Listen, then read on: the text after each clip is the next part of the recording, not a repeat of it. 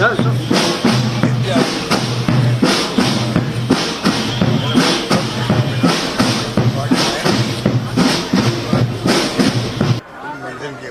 बहुत आदर हम सबको है। हम श्रद्धांजलि अर्पित करते हैं।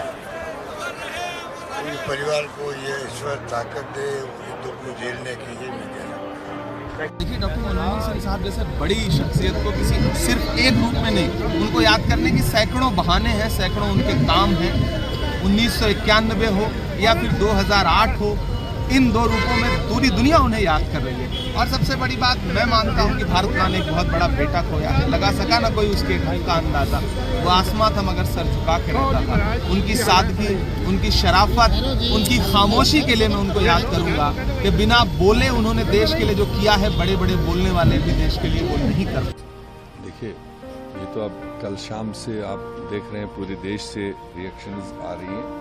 और क्योंकि इन्होंने अपने 10 साल का जो कार्यकाल निकाला है एज ए प्रधानमंत्री, उससे पहले फाइनेंस मिनिस्टर, उससे पहले भी जिस भी असाइनमेंट पर थे, ने कहा कि उनका सेंस ऑफ ह्यूमर अगर फैमिली की बात की जाए तो बहुत उत्कृष्ट था। और हम तीनों बेटियों को वो निकनेम से बुलाते थे।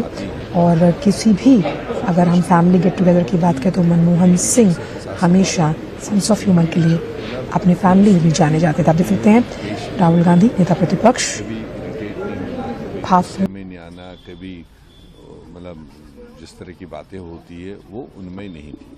मैं तो जहाँ तक उनको ज़्यादा नज़दीकी से देखा है, प्रधानमंत्री काल में तो उन्होंने कई सारे इनिशिएटिव लिए। तब भी जम्मू कश्मीर में जो हालात थे तो उन्होंने डायरेक्टली सारे स्टेक होल्डर्स को बुला करके खुला मंच कर दिया था, direct under the chairmanship of prime minister. तब ये खुद थे। तो वो दर्शाता है कि जो देश का लीडर है, प्रधानमंत्री है, उसको देश के लोगों का चारों तरफ कंसर्न है कि कैसे भी सब लोगों की सुनी जाए और जो हल करने लायक चीज़ें होती हैं हल की जाए। और उसके बाद भी मैंने देखा जब प्राइम मिनिस्टर नहीं रहे तो कांग्रेस पार्टी की तरफ से कश्मीर पॉलिसी प्लानिंग ग्रुप तश्कील दिया था, उसके चेयरमैन थे। तो उसके थ्रू लगातार जो हमारी कंटिन्यू मीटिंग्स होती थी डे टू डे इवेंट्स को लेकर, सारी सिचुएशन को लेकर, तब थोड़ा नज़दीक से देखा कि कितने डीप और कितने काबिल लीडर वो सब सिचुएशनों को सुनते थे और आखिर में एक वर्ड, एक सेंटेंस ऐसा कह देते कि सारी स्टोरी का निचोड़ वो उसमें बता देते थे। और फिर जम्मू कश्मीर के लोगों के साथ डायरेक्टली अपने आप को लिंक करना और वो वहाँ की बातें सुनने के लिए खुद भी कश्मीर पॉलिसी प्लानिंग ग्रुप के हैसियत से वहाँ गए, जम्मू में भी गए, कश्मीर में भी गए, लद्दाख में जाने का प्रोग्राम था, तबीयत ठीक नहीं थी। तो बाकी तो देश के लिए जितना काम उन्होंने किया शायद अगले 20 साल तक भी कोई कर नहीं पाएगा।